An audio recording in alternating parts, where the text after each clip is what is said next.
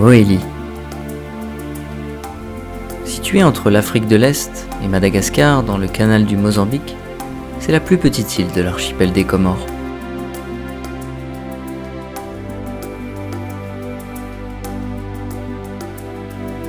Mohéli fait partie de l'un des 5 hotspots de biodiversité les plus riches au monde. L'île est pourvue de rochers escarpés et de plages de sable bordées par des lagons et des îlots.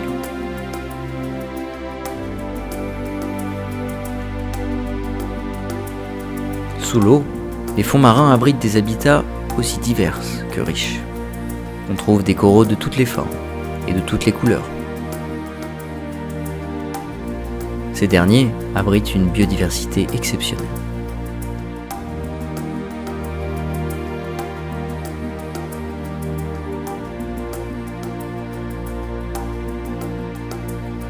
C'est également le repère du poulpe de récif. Espèce dotée d'un des mutismes les plus développés dans le règne animal, il se nourrit de poissons et de crustacés malades. Grâce à son métabolisme particulier, il peut accéder à des zones où aucun autre prédateur ne pourrait aller.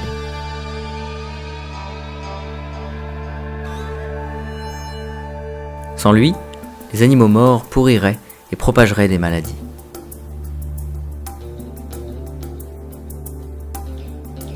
Il assure en quelque sorte le nettoyage du récif.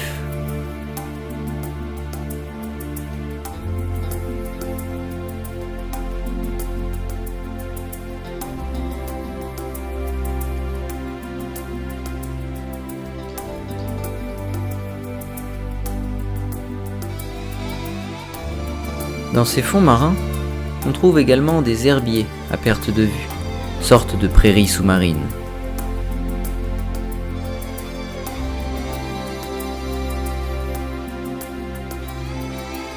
Ils contribuent à la fixation du fond marin, à la clarification de l'eau et abritent une biodiversité spécifique.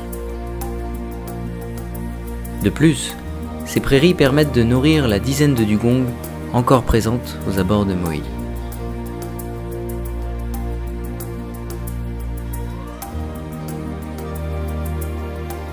Il en va de même pour les tortues marines.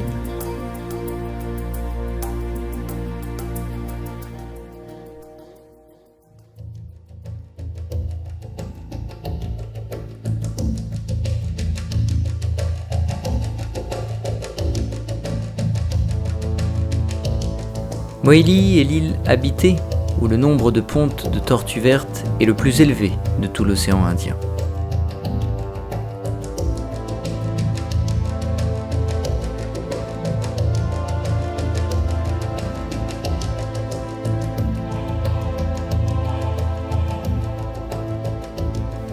On trouve principalement des tortues vertes, mais aussi des tortues imbriquées.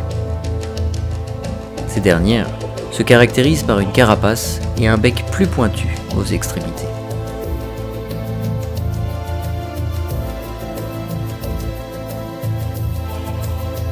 Les plages du sud et de l'est de l'île sont le théâtre de pontes d'avril à août.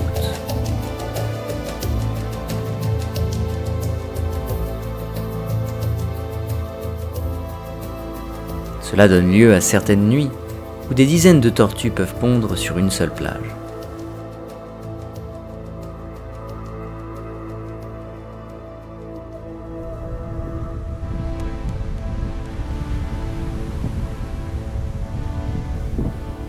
D'abord, la tortue creuse.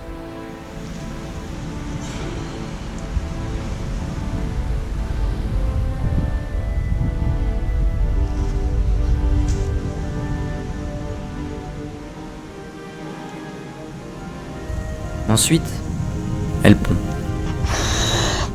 Environ une centaine d'œufs par nid.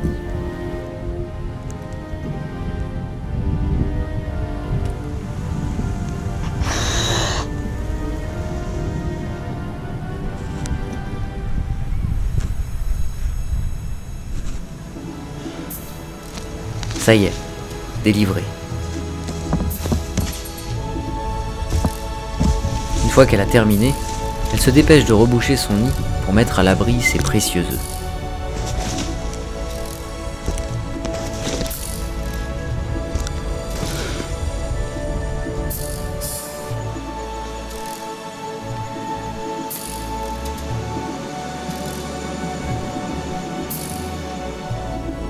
Parfois, il arrive qu'il y ait des émergences en pleine période de ponte.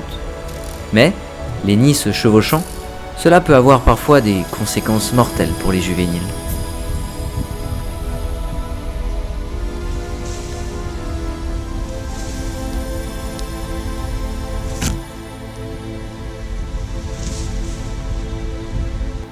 Peut-être est-ce pour cela que l'on dit que la tortue pleure. En réalité, elle humidifie ses yeux pour ne pas qu'ils sèchent avant de retourner à la mer.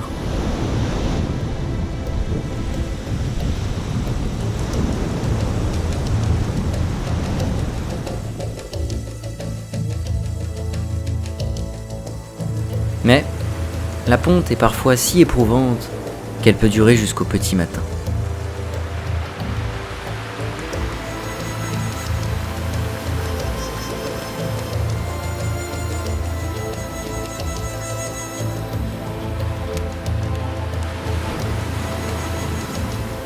Et ce n'est qu'après toutes ces épreuves que la tortue peut regagner l'océan légère. Au large, on découvre un tout autre monde, celui des géants.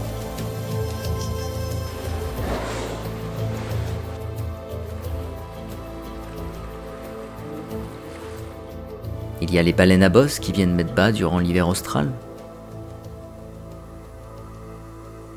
Et les dauphins qui, eux, vivent ici toute l'année.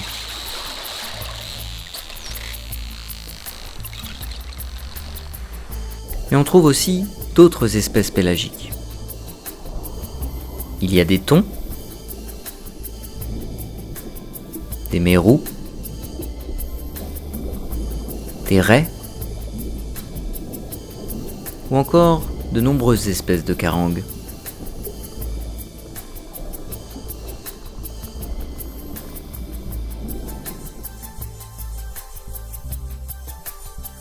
Sur Terre, la richesse de la biodiversité est tout aussi impressionnante et vivante. On trouve des insectes en quantité, ainsi que bon nombre d'espèces de lézards.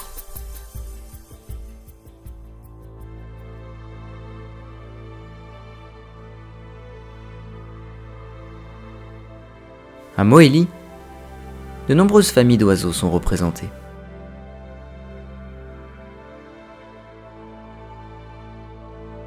Il y a des perroquets, des pigeons, ou encore des rapaces.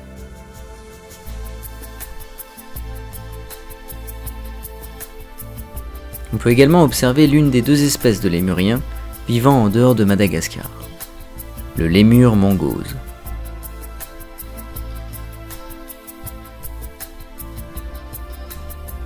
L'île abrite aussi des chauves-souris. Certaines sont petites et d'autres sont plus grandes.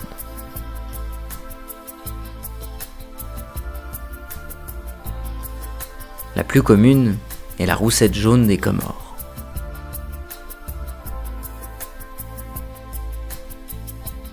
Tous ces animaux participent d'une façon ou d'une autre à la bonne santé de la forêt, en disséminant les graines des fruits et en pollinisant les fleurs.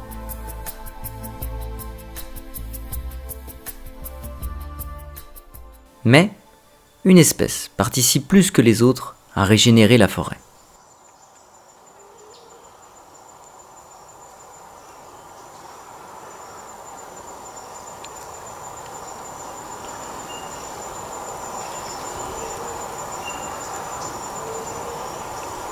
On la trouve au cœur de la forêt primaire.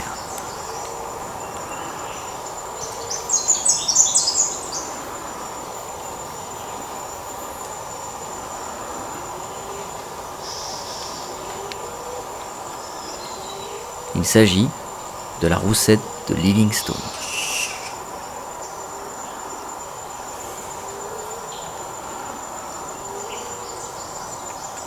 Cette roussette fait partie de l'une des plus rares au monde, et peu d'images l'ont décrite dans son milieu naturel.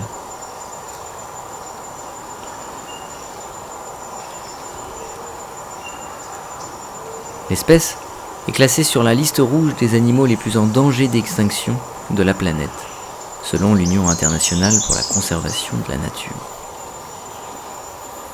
Elle est endémique des Comores, et on la trouve uniquement sur les îles d'Anjouan et de Mohéli, où sa population totale est estimée à environ 1200 individus seulement. Elle est intégralement noire, avec une tache brune plus claire sur son dos.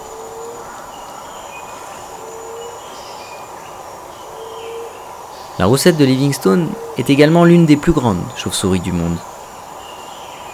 Son envergure peut atteindre les 1,50 m et peut peser jusqu'à près d'1 kg. Pour soutenir ce poids, ses pattes sont munies de griffes robustes et cela lui permet de s'agripper fermement aux branches des arbres.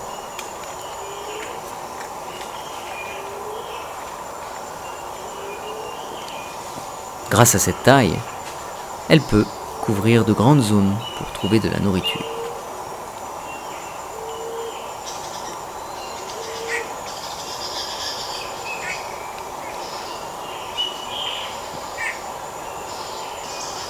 La roussette de Livingstone est un animal plutôt nocturne. Et, contrairement aux autres familles de chauves-souris, les roussettes se repèrent grâce à leur odorat, leur ouïe et leur vue.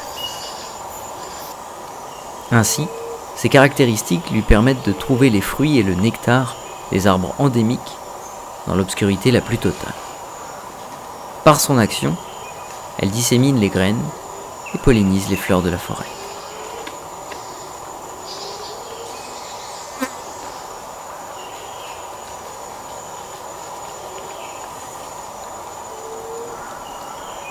Son espérance de vie n'est pas connue à l'état sauvage. Néanmoins, on sait que les accouplements ont lieu entre mars et avril.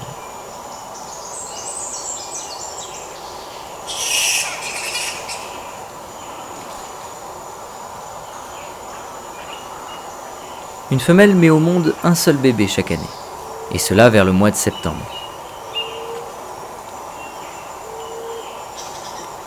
La roussette de Livingstone se repose la journée dans les plus grands arbres de la forêt primaire. Elle affectionne particulièrement les ficus où elle se regroupe en colonies.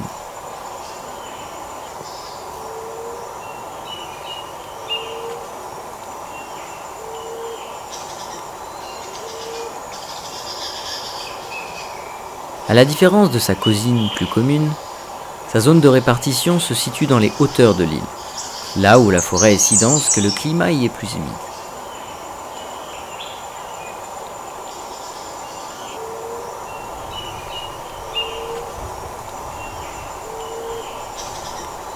Cependant, il arrive que les deux espèces de roussettes des Comores cohabitent dans le même arbre.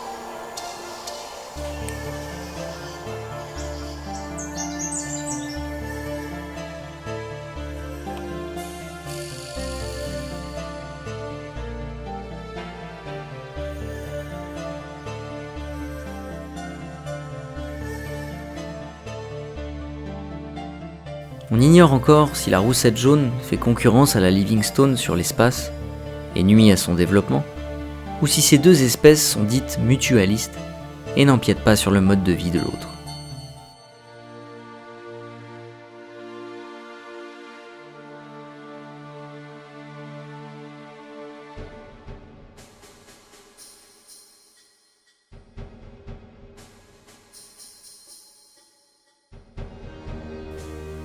De par son alimentation et son mode de vie, la roussette de Livingstone fait figure de jardinière de la forêt primaire mohélienne.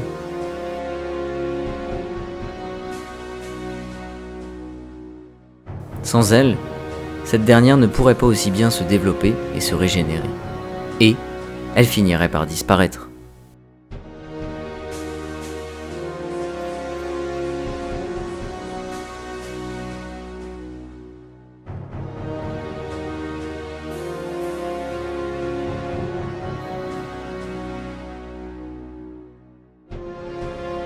À Mohéli comme à Anjouan, cette espèce voit son habitat diminuer d'année en année.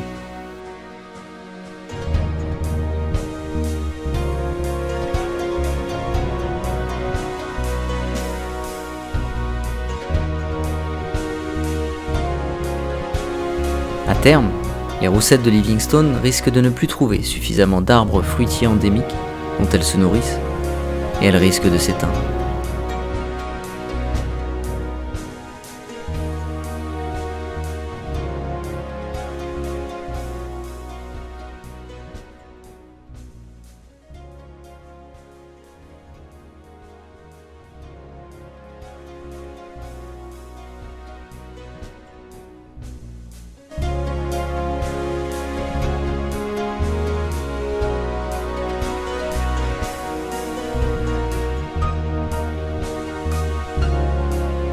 La forêt primaire ne cesse d'être grignotée par les cultures de subsistance, mais plus particulièrement par celle de l'ilang-ilang.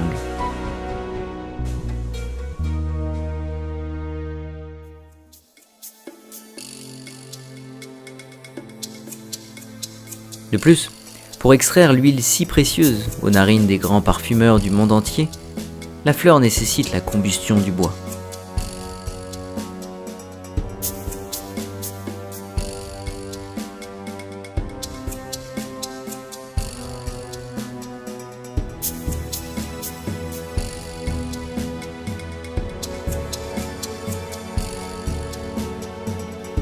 Outre l'exploitation du bois, l'urbanisation se fait de plus en plus croissante.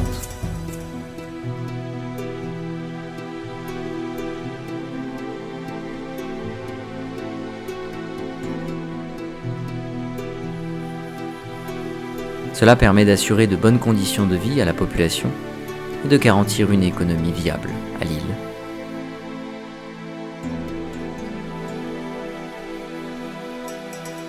Néanmoins, l'homme ne peut se passer de la forêt.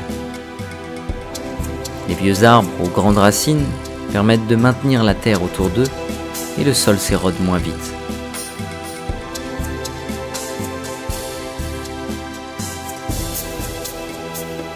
Ils ne pourront empêcher la montée des océans, mais leur action limitera l'affaissement des terres.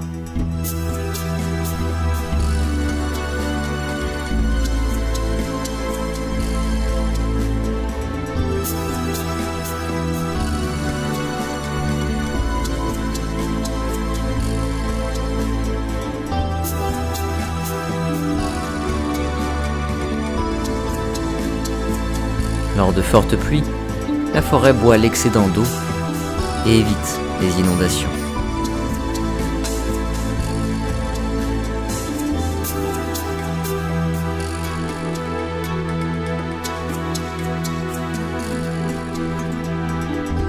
Elle permet à la terre de conserver son humidité tout au long de l'année.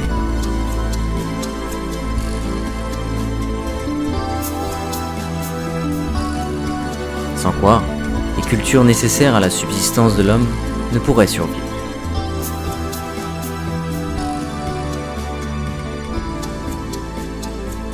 Sans la forêt, l'homme et les animaux ne disposeraient pas suffisamment d'eau pour survivre sur cette île.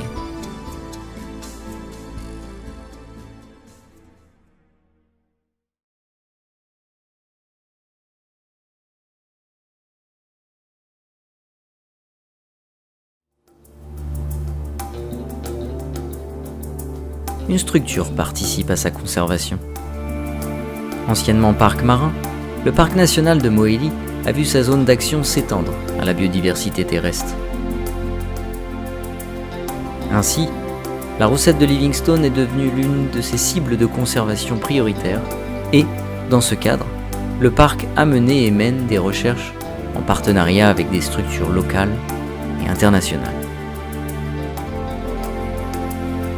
Cela a permis notamment de déterminer un certain nombre de dortoirs ainsi que l'élaboration de l'ébauche d'un plan d'action pour protéger ces roussettes.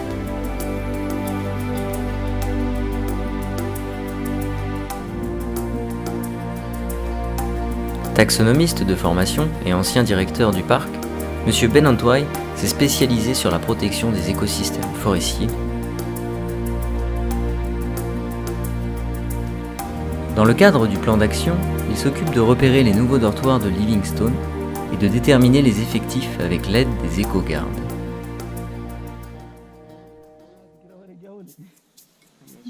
Jamed est probablement l'éco-garde qui connaît le mieux l'espèce.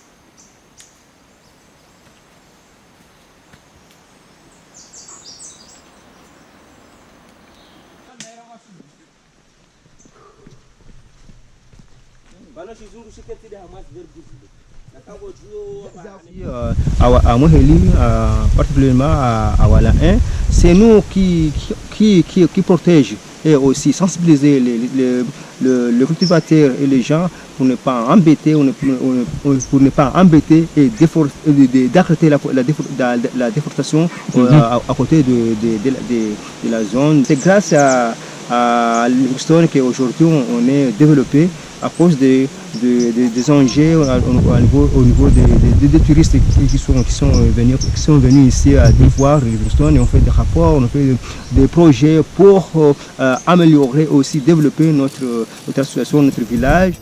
Mais le parc national de Mohéli œuvre sur beaucoup d'autres domaines en rapport avec l'environnement de l'île. Leur partenaire principal, l'Agence française de développement, leur permet de mener à bien leurs projets. Il s'agit d'un parc communautaire et ainsi, ils participent également au développement économique et à l'amélioration des conditions de vie des habitants de Mohéli. Les éco-gardes sont chargés de faire le lien entre le parc et ces derniers. Par la suite, la direction, en accord avec les représentants des 19 villages du parc, propose des mesures de protection de la nature.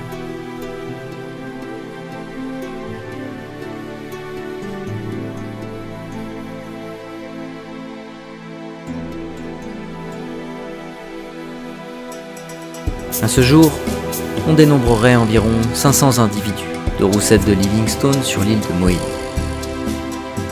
Son avenir, fragile, dépend de l'homme, et si rien n'est fait, il semble bien sombre.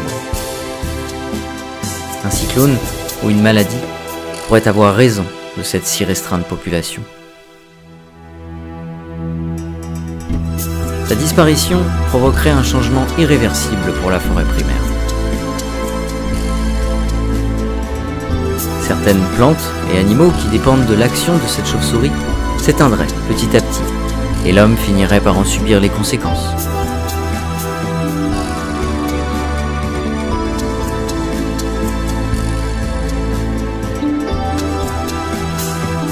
Le parc national de Mohéli et d'autres luttent tous les jours pour protéger cette espèce. Le plan d'action pour sa conservation doit être mis à jour. L'écotourisme doit y tenir une plus grande place, afin de rendre la protection de l'espèce économiquement rentable.